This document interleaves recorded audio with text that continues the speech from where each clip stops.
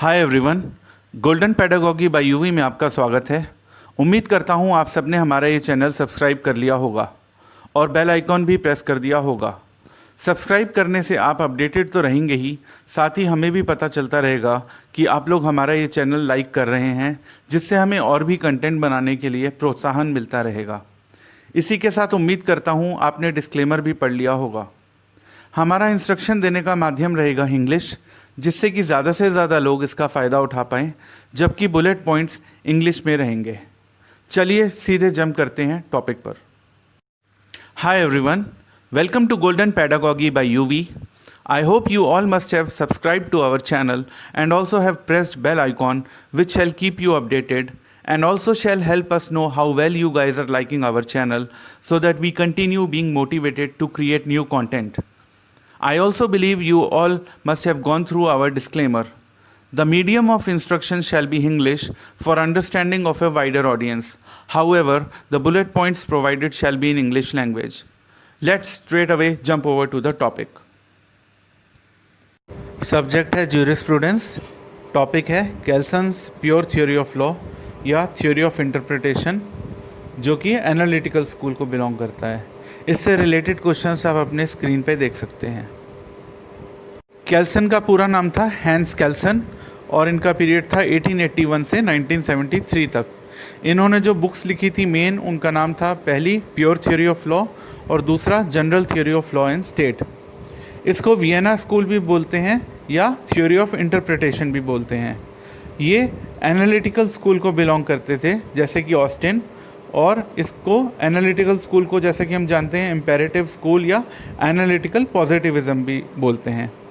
Guys, इसमें ये एक जो चार्ट दे रखा है, ये पिरामिड बना हुआ है, ये आप इसको थोड़ा सा ध्यान से देखिए और कोशिश करिएगा इसको आप अपने एग्ज़ाम में बना के आएँ, इससे आपको बेटर स्कोर मिलेगा। बेसिकली इस पिरामिड में ग्रंड नॉर्म थ्योरी को एक्सप्लेन करा हुआ है। आप देखेंगे सबसे ऊपर का जो पिरामिड का पोर्शन है टॉप पे, वो बेसिक नॉर्म लिखा है या Grand norm. Basically Grand norm को यहीं पे मैं थोड़ा सा समझा देता हूँ। ग्रंड नॉर्म का मतलब होता है सबसे सुपीरियर नॉर्म, जिससे कि बाकी के और नॉर्म्स डिराइव करे जा सकें।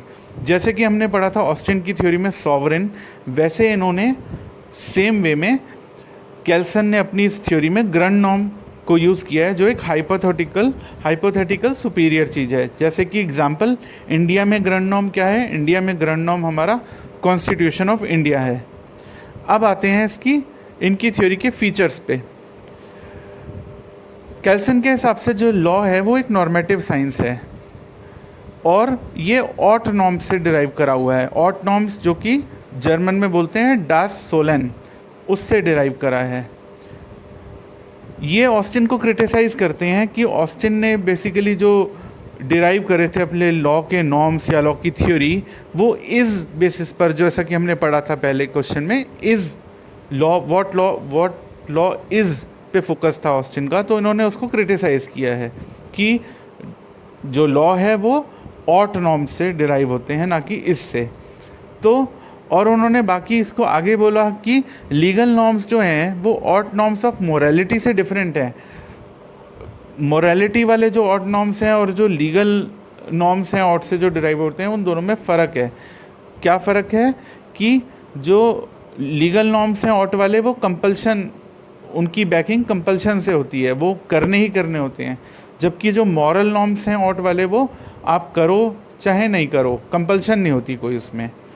तो बेसिकली इसको, इनकी इस थॉट प्रोसेस या इनके इस नॉर्म्स को डिराइव करने की थ्योरी को ये भी बोलते हैं positive law theory, which is based on A normative order. Second feature इनकी थ्योरी का है legal order is hierarchy of norms having sanction and jurisprudence is study of them. उन्होंने कहा कि जो लीगल ऑर्डर है वो हायरार्की ऑफ नॉर्म्स है। हायरार्की मतलब एक नॉर्म या एक रूल, उससे ऊपर उसका रूल जिससे आप वो रूल डिराइव कराएं, नीचे वाला उससे ऊपर उसका रूल जिससे वो दोनों रूल डिराइव करें। तो ऐसे एक हायरार्की है, जैसा कि हमने इस डायग्राम में भी देखा, ग्रंड नॉर्म सबसे ऊपर टॉप पे आता है, उससे सारे डिराइव करे हुए हैं। तो इन्होंने कहा ज्यूरिस्प्रूडेंस कुछ और नहीं बल्कि इसी की स्टडी है, इस सारी हायरार्की की। थर्ड पॉइंट, उन्होंने बोला कि लॉ जो है ना वो और सोशल साइंसेस से सेपरेट है। ऐसा नहीं कि वो सोशल साइंसेस को मानते नहीं थे कि वो एग्जिस्ट ही नहीं करती, बट उन्होंने कहा था जो लॉ है वो उसको और सोशल साइंसेस से अलग होना चाहिए, तभी उनकी इस लॉ की थ्योरी को प्योर थ्योरी भी उन्होंने बोला है कि प्योरिटी है उसमें। फिर फोर्थ पॉइंट ये है उनकी थ्योरी का फीचर में कि उन्होंने कमांड थ्योरी को रिजेक्ट किया ऑस्टिन की। उन्होंने कहा कमांड थ्योरी बहुत सब्जेक्टिव है। उन्होंने जस्टिस के नोशन को भी डिस्कार्ड किया है, क्योंकि ऐसा उनके हिसाब से ऐसा कि सारे रूल जो बनाए जाते हैं, ऐसा नहीं कि सारे रूल जो है वो जस्ट हैं, बल्कि बहुत से ऐसे रूल भी होते हैं जो जस्ट नहीं है फिर भी कंटिन्यू करते हैं। और फिफ्थ पॉइंट उनकी थ्योरी का जो फीचर था ग्रैंड नॉर्म थ्योरी, जैसा कि हमने ऊपर डायग्राम में देखा भी था, जिसको कि मिनिमम इफेक्टिवनेस थ्योरी भी बोला है उन्होंने। और सिक्स्थ पॉइंट है पिरामिड ऑफ नॉर्म्स, जिसको उन्होंने बोला है कॉन्क्रीटाइजेशन ऑफ लीगल सिस्टम। मतलब कंक्रीट बोलते हैं ना, जो बिल्डिंग बनाते हैं कंक्रीट से, तो जिसमें कि एक लॉ डिराइव कर रहा है पावर किससे, अपने सुपीरियर लॉ से। तो until it reaches grand norm, जब तक कि वो ऊपर टॉप तक ग्रैंड नॉर्म तक पहुंच नहीं जाता। इसका मतलब ये हुआ सिंपल मीनिंग में कि ग्रैंड नॉर्म उससे नीचे वाला नॉर्म उससे डिराइव कर रहा है पावर, उसके नीचे वाला उससे डिराइव कर रहा है, इस तरह से। तो उनके बेसिक पॉस्टुलेट्स या बेसिक चीज़ें जो उनकी थ्योरी की क्या थी, या पॉस्टुलेट्स का बेसिकली दूसरा मतलब ये भी होता है कि उनके हाइपोथेसिस क्या थे, मतलब क्या उनके बेसिस था। लॉ एंड स्टेट उन्होंने बोला दोनों सेम है, और both are not superior than sovereign. जो लॉ और स्टेट है वो सेम ही चीज़ें हैं उनके हिसाब से।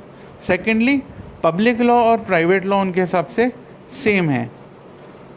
थर्डली नेचुरल और ज्यूरिस्टिक पर्सन जो हैं वो भी सेम है, जैसे कि ह्यूमन बींग्स, नेचुरल पर्सन कौन हो गए, ह्यूमन बींग, और ज्यूरिस्टिक पर्सन कौन हो गए, जैसे कंपनी हो गई या और लीगल एंटिटीज़ हो गई, उनके हिसाब से वो सेम है।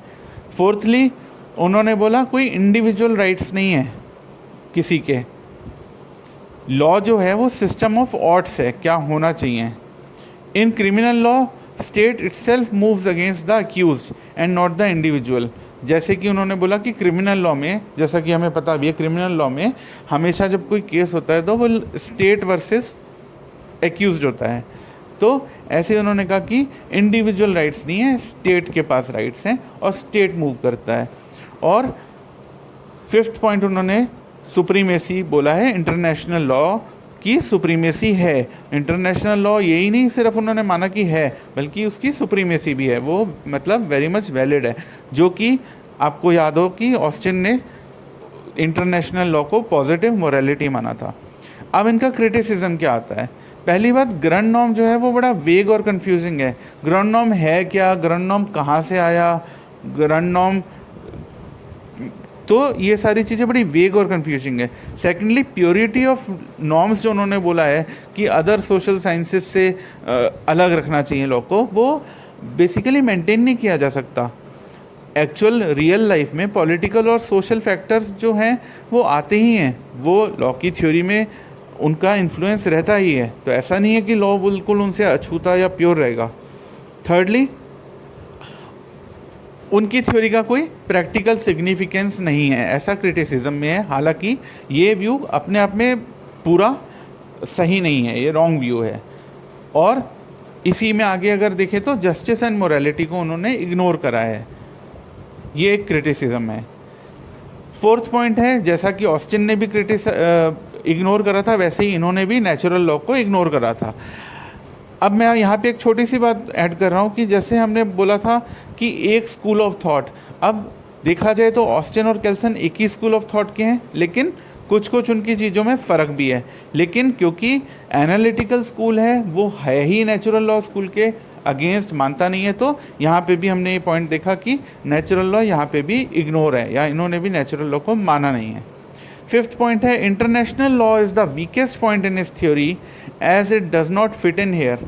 बेसिकली एक तरफ हमने थ्योरी का माना था इंटरनेशनल लॉ को उन्होंने बोला है सुप्रीम, लेकिन इंटरनेशनल लॉ इनकी थ्योरी का सबसे वीकेस्ट पॉइंट भी है। वो इनकी इस ग्रैंड नॉर्म की थ्योरी में एज सच कहीं फिट नहीं होता। और 6 पॉइंट ये है कि जो इनकी थ्योरी है इसका कोई सोशियोलॉजिकल फाउंडेशन नहीं है, इसमें सोसाइटी और सोशियोलॉजिकल उससे कोई चीज़ें ही डिराइव नहीं हुई है लॉ, तो कहीं ना कहीं ये बहुत साउंड नहीं है इस मैटर पे। अब इनका कंट्रीब्यूशन क्या था?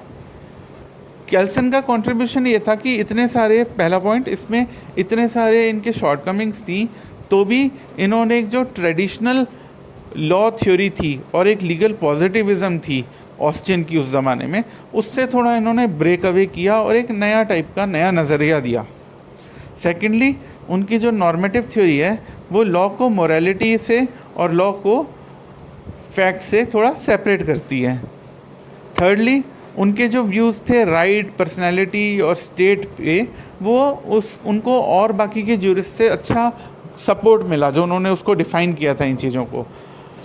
और फोर्थ पॉइंट, उन्होंने जो लॉ को है ना एक मेटाफिज़िकल मिस्ट जो थी उससे लिबरेट किया था। मेटाफिज़िकल एस्पेक्ट हमने पढ़ा था पहले भी। फिज़िकल जैसे हमने पढ़ा था कि नेचर की एग्जिस्टेंस, कैसे नेचर आई, ये सब चीज़ें, तो उन्होंने इसको भी सेपरेट किया। तो कंट्रीब्यूशन वाले पॉइंट को हम कंक्लूड ऐसे करेंगे कि बेसिकली केल्सन ने बड़ा एक ओरिजिनल और बड़ा वैल्यूएबल कंट्रीब्यूशन दिया था ज्यूरिस्प्रूडेंस को। तो अब हम देख सकते हैं जो क्वेश्चन पूछा जाता है कि basically Kelsen wishes to free law from metaphysical mist, वो हमने समझ लिया कि भाई मेटाफिजिकल मिस्ट क्या था। मेटाफिजिकल मतलब ये एग्जिस्टेंस कहाँ से हुई, ये सब चीज़ों से उन्होंने फ्री करने की कोशिश करी। और दूसरा उनका ये है कि उनकी थ्योरी ने बड़ी सूखी हड्डियाँ छोड़ दी जिसमें कि फ्लैश ऑन ब्लड नहीं था। वो हम किस चीज़ से उस चीज़ को बोलेंगे कि भाई उन्होंने बेसिकली प्योर थ्योरी के चक्कर में उन्होंने कहा कि लॉ जो है वो बिल्कुल एक सोशोलॉजिकल या और सोशल थ्योरीज उसमें उनका कोई इन्फ्लुएंस नहीं है, तो बेसिकली खाली हड्डियाँ रह गई, उसमें फ्लैश एंड ब्लड तो निकाल ही लिया उन्होंने। तो बेसिकली ये उनका एक क्रिटिसिज्म भी है। तो अगर ये बोन्स और फ्लैश वाला चीज़ आ जाए क्वेश्चन में तो एकदम देख के घबराइएगा नहीं कि अरे हमने तो ये पढ़ा ही नहीं और अब हम क्या लिखें इसके बारे में। आपको इसके बारे में पता है। आपको बेसिकली यही है कि प्योर थ्योरी जो इन्होंने इतना ज़्यादा प्योरिटी की बात करी उससे क्या हुआ, हड्डियाँ रह गई, फ्लैश और ब्लड तो हट ही गया उसमें से। अब हालांकि केल्सन का ये पूरा डिस्कशन ख़त्म हो गया है, लेकिन क्योंकि इससे रिलेटेड और भी क्वेश्चंस बनते हैं और अलग से भी आते हैं वो क्वेश्चंस, तो मैं यहीं पे मैं चाहता हूँ कि आपका ये वन स्टॉप शॉप हो जाए केल्सन का, आपको अलग अलग जगह पे ना देखना पड़े। तो मैं आपको यहाँ केल्सन वर्सेस ऑस्टिन का डिफरेंस भी बता देता हूँ, और इसके अलावा मैं आपको केल्सन की थ्योरी की जो पोजीशन है, एप्लीकेबिलिटी है, वो भी उसके बारे में भी बताएंगे। तो हालांकि ये सेपरेट क्वेश्चन हो सकते हैं, लेकिन मैं चाहता हूँ यहीं पे हम डिस्कस कर लें फटाफट। तो केल्सन वर्सेस ऑस्टिन पे आ जाते हैं। केल्सन की थ्योरी जो थी वो टाइम और स्पेस से फ्री थी। मतलब केल्सन क्लेम करते थे कि उनकी थ्योरी जो है वो हर प्लेस और हर टाइम्स पे एप्लीकेबल है, सारे समयों पे, सब जगहों पे उनकी थ्योरी वैलिड है, जबकि ऑस्टिन का ऐसा नहीं था। सेकेंडली, केल्सन की थ्योरी जो डायनेमिक थी, मतलब चेंजिंग थी, जबकि ऑस्टिन की थ्योरी थी वो स्टैटिक थी। थर्डली, इंटरनेशनल लॉ जो है वो केल्सन ने उसको एक ऊंचा दर्जा दिया ऑस्टिन से। हालांकि केल्सन ने भी बहुत कंफ्यूजिंग सा इंटरनेशनल लॉ को उन्होंने ग्रैंड नॉर्म की बेसिस पर ही समझाने की कोशिश करी, जो काफ़ी वेग और अजीब सा हो गया, कंफ्यूजिंग सा, लेकिन एटलीस्ट उन्होंने उसको थोड़ा रिकग्नाइज़ तो किया, जबकि ऑस्टिन ने तो उसको रिकग्नाइज़ ही नहीं किया। फोर्थली, दोनों ने नेचुरल लॉ की थ्योरी को अपोज किया, लेकिन अलग अलग ग्राउंड्स पे किया। दोनों अगेंस्ट थे लेकिन अलग अलग ग्राउंड्स पे थे। और फिफ्थ पॉइंट डिफरेंस में आ जाता है कि ऑस्टिन जो है वो कंसेप्ट ऑफ स्टेट को मान के चलते हैं, जबकि केल्सन के लिए लॉ और स्टेट जो हैं वो दोनों एक ही हैं। तो ये जब भी कभी केल्सन वर्सेस ऑस्टिन आ जाएगा तो आप इसको पैराग्राफ वाइज में, इसको टेबुलर फॉर्म में ना लिख के पैरा वाइज में इस तरह से समझा देंगे तो आप बहुत अच्छा सा इसमें स्कोर कर सकते हैं। अब आ जाते हैं position of grand norm in India. Grand norm की इंडिया में क्या पोजीशन है? तो बेसिकली देखते हैं इंडिया में जो है धर्म का जो कंसेप्ट है हमारे में, वो आचार व्यवहार और प्रायश्चित के ऊपर बेस्ड है। ये 3 चीज़ें हैं। तो इंडिया में जो हमारा एंशिएंट इंडिया की अगर बात करें तो ये चीज़ें रियल सॉवरेन थी। किंग भी उस ज़माने में रियल सॉवरेन नहीं था। जो राजा भी होता था वो आचार व्यवहार और प्रायश्चित इन चीज़ों के ऊपर चलता था। ये नहीं कि राजा उन सब चीज़ों से ऊपर था। फिर आते हैं ब्रिटिश रूल के ऊपर। ब्रिटिश रूल में क्या हो गया, चीज़ें अलग हो गई। ब्रिटिश किंग सुप्रीम था, अथॉरिटी था, और वो ही इंडिया के लिए लॉज बनाता था। और इंडिपेंडेंस के बाद क्या हुआ, हमारा कॉन्स्टिट्यूशन जो है वो ही हमारा ग्रैंड नॉर्म बन गया। तो ये हमने एंशिएंट इंडिया, ब्रिटिश रूल और पोस्ट इंडिपेंडेंस में देखा। फिर एक पॉइंट इसमें ये भी आता है कि इनिशियली इंडिया में जैसे जो कुछ एक्ट बने, पोटा हो गया या ये सब हो गए, इसमें हमारे को थोड़ा थोड़ा कहीं ना कहीं पॉजिटिविज़म की झलक मिली कि मतलब इसमें स्टेट जो है, सॉवरेन जो है, वो कुछ भी कर सकती है, वो कैसे भी कर सकती है। तो कहीं ना कहीं उसकी झलक मिली। लेकिन अब जैसे जैसे हम प्रोग्रेस हुए, जैसे जैसे हमारा सिस्टम डेमोक्रेसी प्रोग्रेस हुई, तो अब मोटा मोटा rule of law, social justice, ये चीज़ें जो हैं हमारी मेन थीम ऑफ गवर्नेंस हो गई हैं। और पॉजिटिविज़म की मॉडर्न एरा में एक सैंक्शन, कमांड, इस टाइप की चीज़ की मॉडर्न एरा में कोई जगह नहीं रही है। तो गाइज़, इसके साथ हमारा केल्सन के ऊपर डिस्कशन ख़त्म होता है। बहुत अच्छा एक बेसिक फ्रेमवर्क आप लोगों को मैंने दे दिया है।